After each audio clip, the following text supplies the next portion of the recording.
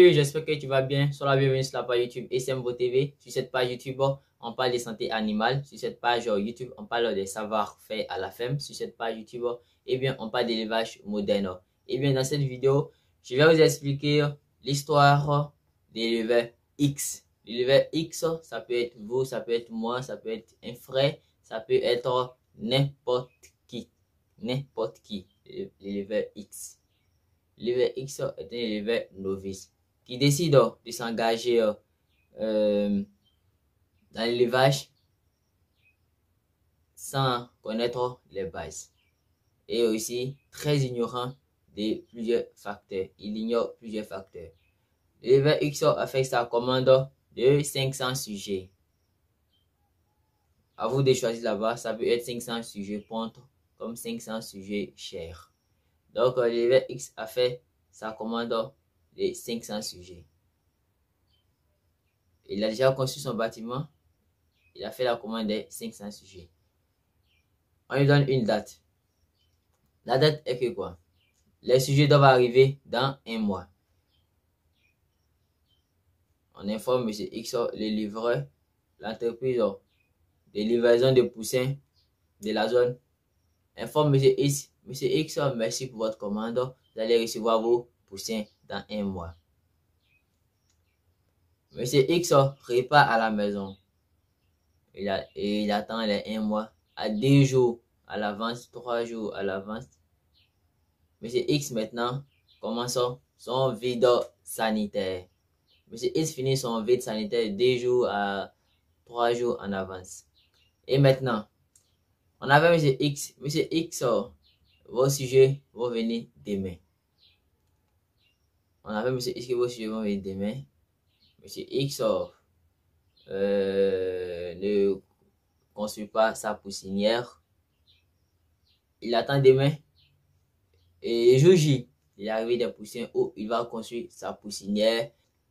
C'est le jour J que Monsieur X va construire sa poussinière et déposer sa litière.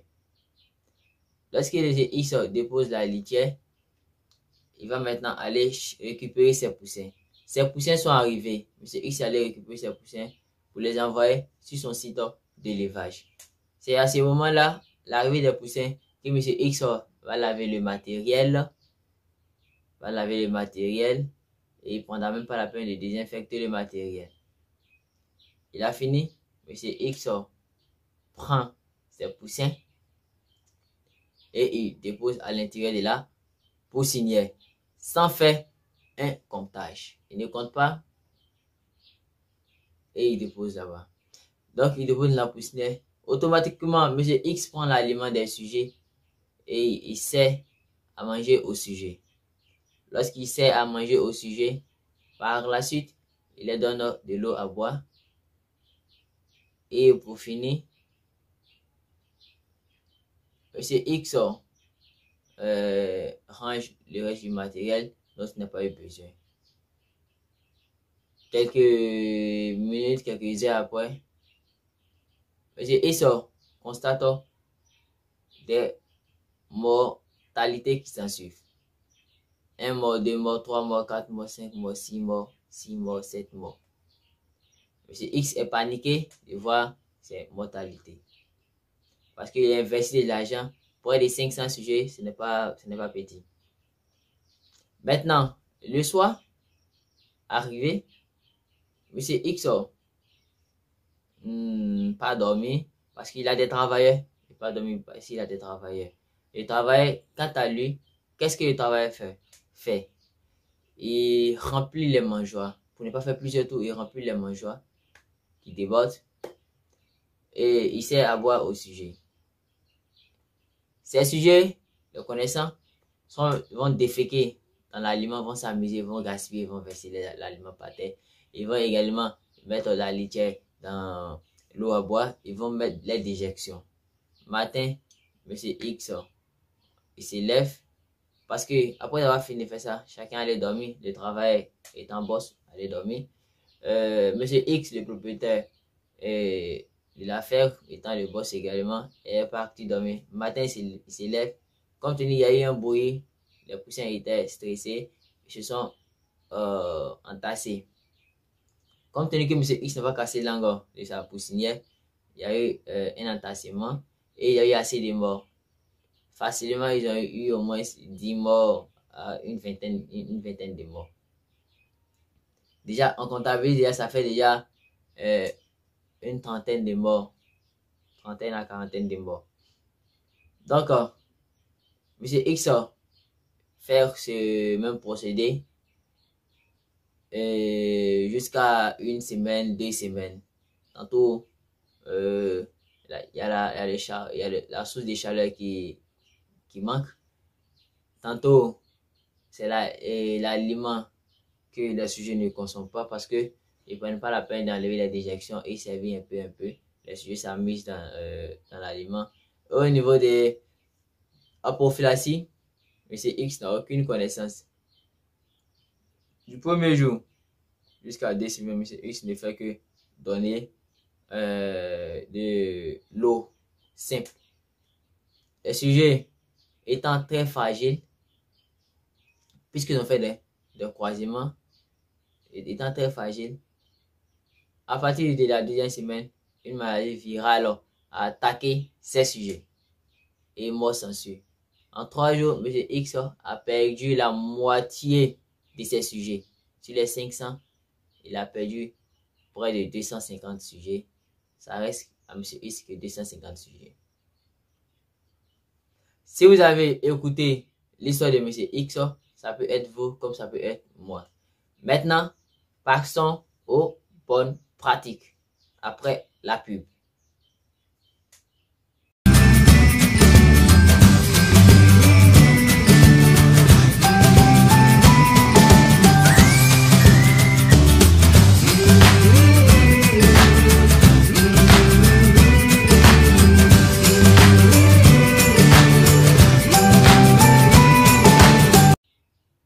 Qu'est-ce que M. X aurait dû faire avant l'arrivée des poussins? M. X aurait dû faire un vide sanitaire à 2 semaines avant l'arrivée des poussins, construire son bâtiment à quelques jours avant l'arrivée des poussins et désinfecter 2 à 3 jours avant l'arrivée des poussins et faire un préchauffage de 1 heure à 3 heures avant l'arrivée des poussins. Il devra aussi également désinfecter le matériel. Les poussins doivent arriver, venir trouver que tout est prêt. Déjà, lorsqu'il part chez son fournisseur de poussins, il doit lui-même vérifier là-bas en ouvrant légèrement les cartons et toucher, voir s'il n'y a pas de mort. S'il y a au moins 1 mort, 2 morts dans les cartons, le livreur est amené à changer ces morts. Maintenant, arrivé sur son site, en déposant dans la poussinière les poussins, il doit faire un décompte, s'assurer que vraiment, et j'ai commandé 500 sujets. Est-ce que c'est 500 sujets que j'ai reçus? Maintenant, lorsqu'il finit de faire le décompte, il connaît le nombre. Comment il procède? Les sujets ont fait un long voyage. Souvent, il peut faire 2 jours, 1 jour, c'est là parce que les poussins peuvent tenir 1 jour. Les poussins peuvent tenir 2 jours sans manger, sans boire. Ils sont arrivés, ces poussins sont très stressés. Ils sont tellement stressés, qu'est-ce qu'il faut faire? Il faut les réhydrater.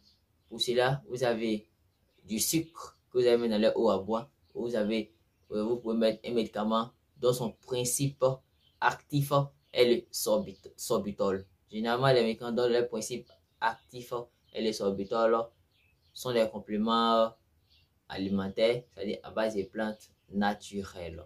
Vous avez la vigosine. Vous pouvez donner de la vigosine ou de l'eau à boire. Maintenant, lorsqu'il finit de faire ça, il finit de mettre ça dans leur eau à boire, soit le sucre, soit un médicament dont son principe actif est le sorbitol. Maintenant, il sait à boire au sujet.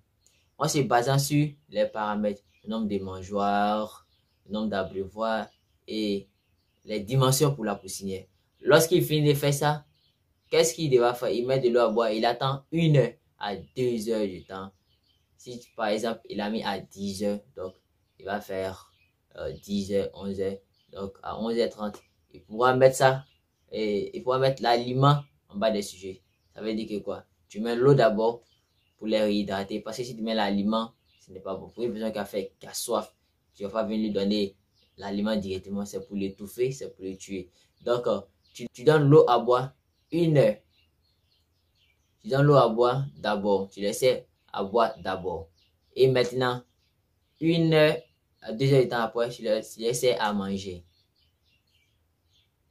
Le lendemain, tu commences ta prophylaxie médicale.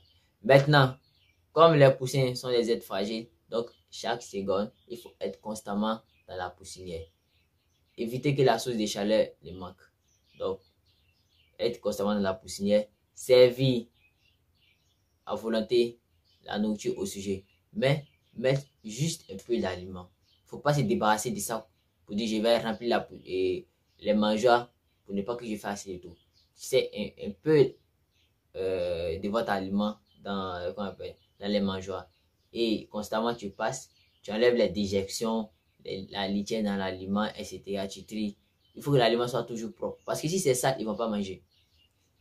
Donc tu passes constamment, tu enlèves, tu tries, tu enlèves tout ce qui est déjection. Dans les eaux à boire également, tu enlèves les déjections, tu enlèves la litière, etc. Parce que comme on met à même le sol, donc les poussins vont marcher, ils vont chier dedans. Tant que tu ne fais pas ça, ils ne vont pas manger.